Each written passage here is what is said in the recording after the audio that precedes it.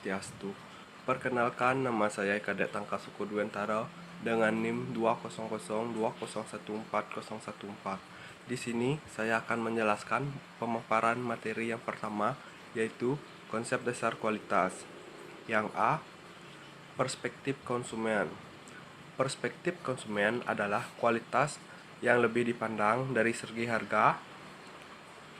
Konsumen merupakan stakeholder yang sangat penting dalam bisnis modern.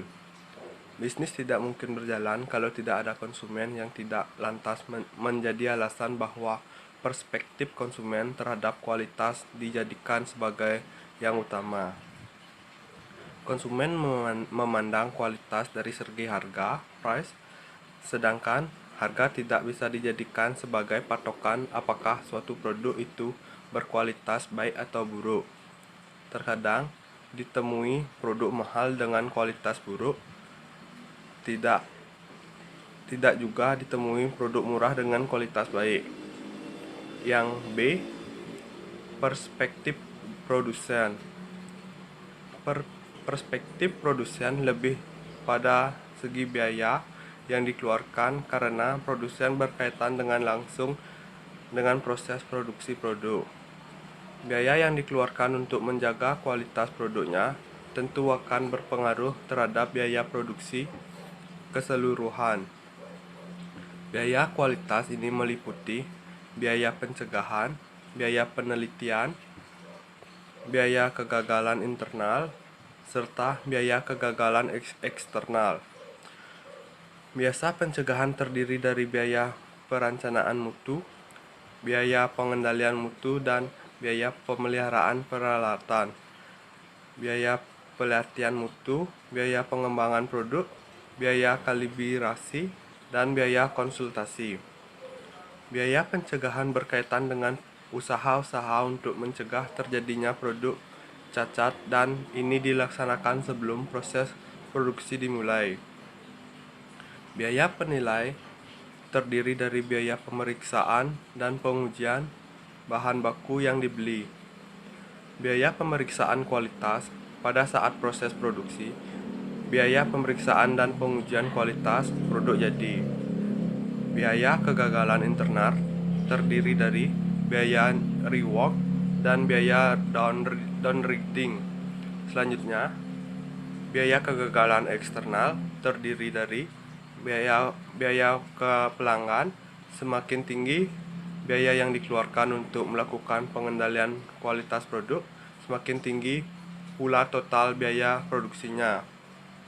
Sedangkan total biaya produksi nantinya akan berpengaruh terhadap harga produk yang dikenakan kepada konsumen, yang secara otomatis juga berpengaruh terhadap keuntungan yang diterima oleh produsen itu sendiri. Jadi, dampak yang dikenai dari biaya yang dikeluarkan oleh produsen tidak hanya berpengaruh terhadap pemasukan produsen itu sendiri, tetapi juga terhadap konsumen. Oleh sebab itu, perspektif produsen terhadap kualitas yang berpandangan terhadap biaya dinilai lebih penting. Materi yang kedua ada yaitu konsep dasar dan peran strategi manajemen kualitas dalam menentukan keunggulan bersaing produk. Definisi strategi menurut David Honger dan Thomas Whelan adalah rumusan perencanaan komprehensif tentang bagaimana perusahaan akan mencapai misi dan tujuannya. Strategi akan dimaksimalkan keunggulan kompetitifnya dan meminimalkan keterbatasan bersaing untuk mencapai tujuan dan tingkat pengembalian 10%. Komunitas bank akan meningkatkan pemerintahan pinjaman dengan menawarkan jangka waktu pinjaman khusus untuk segmen pasar tertentu seperti orang-orang muda berprofesional yang tidak dapat memenuhi standar pembayaran uang muka. Yang pertama ada menurut Peirce dan Robinson, strategi adalah rencana berskala besar dan berpotensi kepada masa depan untuk berinteraksi dengan lingkungan guna mencapai sasaran-sasaran yang akan dicapai perusahaan. Strategi adalah penentuan tujuan dan sasaran jangka panjang perusahaan. Diterapkannya aksi dan akulasi sumber daya yang dibutuhkan untuk mencapai tujuan yang telah diterapkan. Berdasarkan pernyataan di atas, dapat penulis simpulkan bahwa pengertian strategi yang dapat dimaksud dalam penelitian ini yaitu kesatuan keputusan yang dirumuskan berdasarkan tinjauan terhadap faktor internal maupun eksternal untuk mencapai tujuan. Yang pertama, tingkatan strategi. Strategi terdiri atas strategi komparasi menggambarkan arah perusahaan secara keseluruhan tentang sikap perusahaan terhadap arah pertumbuhan dan manajemen berbagai bisnis untuk mencapai keseimbangan produk dan jasa. Yang kedua ada manfaat strategi.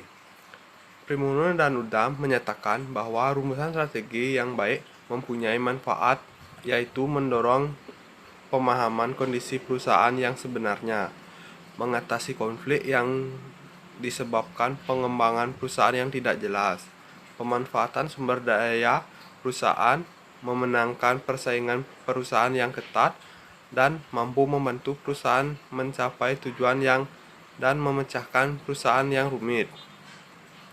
Berdasarkan pernyataan di atas, dapat penyusun simpulkan bahwa manfaat strategi adalah bisa membantu memecahkan masalah dengan mempertimbangkan segala risiko dan perusahaan mencapai tujuan setiap perusahaan.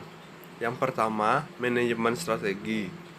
Manajemen strategi adalah serangkaian keputusan dan tingkatan manajerial yang menentukan kinerja perusahaan untuk jangka panjang.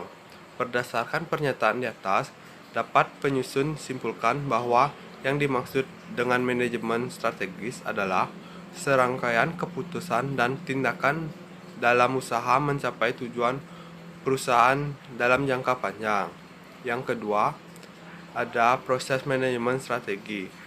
Proses manajemen strategi secara umum terbagi atas 4 langkah, yaitu identifikasi faktor internal dan eksternal perusahaan, formulasi strategi, implementasi strategi, dan evaluasi strategi. Om Swastiastu. Perkenalkan, nama saya Desa Putu Krisila Ardaswari Putri dengan NIM 20020140118, absen 24. Di sini saya akan menjelaskan materi tentang evolusi paradigma kualitas. Ilmu manajemen terus berkembang dengan kemajuan zaman dan menjadi suatu keharusan bagi perusahaan-perusahaan dan organisasi untuk menerapkan ilmu manajemen dalam rangka memperbaiki kinerja serta sebagai sarana penyelesaian masalah dan pengambilan keputusan pada setiap tingkat manajemen.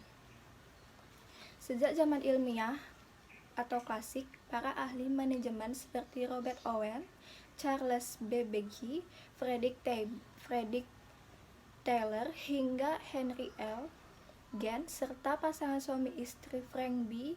dan Lillian M. Gilbert berkutat pada manajemen yang berparadigma material dengan titik tolak pada kesejahteraan karyawan berbasis sistem diferensial, sistem bonus, serta motivasi-motivasi lain dalam bentuk pemberian disiplin kepada para karyawan atau sejenisnya. Dalam perkembangan selanjutnya, konsep-konsep manajemen tersebut dapat juga secara maksimal meningkatkan produktivitas serta efisiensi dan efektivitas perusahaan dalam mencapai tujuan. Sehingga, konsep-konsep manajemen mendapat perhatian serius dari para ahli dengan mengadakan penelitian-penelitian ilmiah sebagai syarat keilmuan dalam merumuskan teori manajemen. Dalam konsep manajemen ilmiah atau klasik, paradigma yang berlaku adalah bahwa para pekerja ditempatkan pada posisi serta yang paling tidak menguntungkan dengan cara mengukur mereka dari variabel-variabel upah, bonus, waktu, dan disiplin kerja yang sebenarnya dapat berjalan dengan baik karena hal tersebut merupakan rutinitas yang berjalan berulang-ulang di perusahaan tempat mereka bekerja. Sementara itu, sisi-sisi kemanusiaan para karyawan jarang mendapat tempat untuk didiskusikan sehingga perlakuan terhadap para karyawan tidak seimbang dari perspektif kemanusiaan. Variabel upah, bonus, dan motivasi-motivasi sejenis lainnya tidak penting, tapi variabel tersebut merupakan hal yang sudah selesai dan dalam pengertian tak perlu diperdebatkan lagi dan merupakan variabel yang tetap dimasukkan dalam konsep manajemen. Tetapi jauh lebih baik dari itu adalah variabel yang bersifat hubungan kemanusiaan dengan memberikan apresiasi kepada para karyawan bersama-sama manajer yang didasarkan pada pengukuran manusia yang tidak berbasis angka-angka saja. Dalam konsep-konsep manajemen berparadigma kemanusiaan, faktor-faktor psikologis yang mengarah pada area spiritual telah menjadi perhatian tersendiri dalam rangka membangun komitmen antara karyawan dan manajer. Kerjasama yang baik antara karyawan dan manajer menjadi salah satu nilai tambah yang sangat penting dalam rangka meningkatkan produktivitas serta efisiensi dan efektivitas perusahaan dalam mencapai tujuan. Baik, yang selanjutnya saya akan menjelaskan tentang konsep manajemen kualitas. Sederhananya, konsep manajemen kualitas ini memiliki 3 pilar utama, yang diantaranya yang pertama fokus kepada pelanggan atau customer focus, yang kedua peningkatan berkesinambungan dengan berbasis fakta atau continuous improvement based on facts yang diambil konsep Kaizen serta juga siklus PDCA atau Plan Do Check Action, dan yang ketiga partisipasi menyeluruh dari seluruh tingkatan SDM atau total participation. Baik, sekian presentasi dari saya, akan dilanjutkan oleh teman saya. Terima kasih. Swastiastu. Perkenalkan, nama saya Iputu Agus Satawan, NIM 20012014010. Di sini saya akan melanjutkan materi mengenai total kualitas manajemen.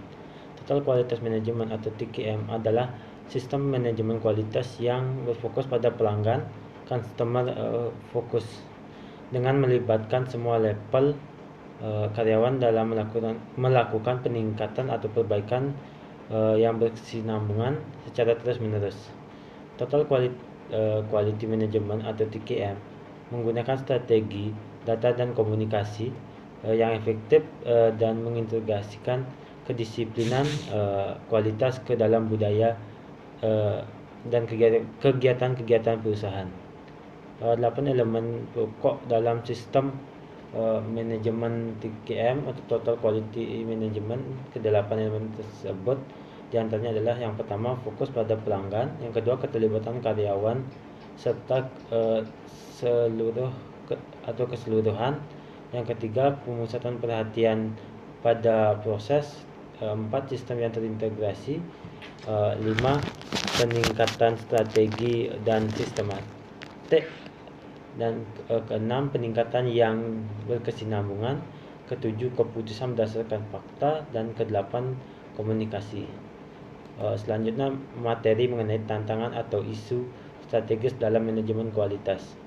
Isu strategis merupakan kondisi atau hal yang diperhatikan atau dikedepankan dalam perencanaan pembangunan karena dampaknya yang signifikan bagi entitas daerah atau masyarakat.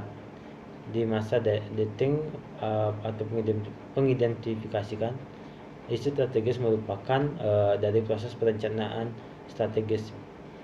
Misi organisasi sering secara eksplisit maupun implisit sebagai suatu isu strategis sangat penting karena mereka berperan sentral dalam pengambilan keputusan politik. Pengambilan keputusan politik selalu beranjak dari isu-isu. Thomas E. Ambler tahun 2028 menjelaskan bahwa isu strategis mengarah kepada aspek-aspek penting yang memerlukan perhatian dalam upaya mencapai tujuan bisnis sebuah perusahaan. Igor Asop 1980 memberikan pengertian tentang isu strategis adalah sebuah perkembangan ke depan baik yang terjadi di dalam organisasi maupun di luar organisasi yang cenderung memiliki dampak penting terhadap kemampuan perusahaan untuk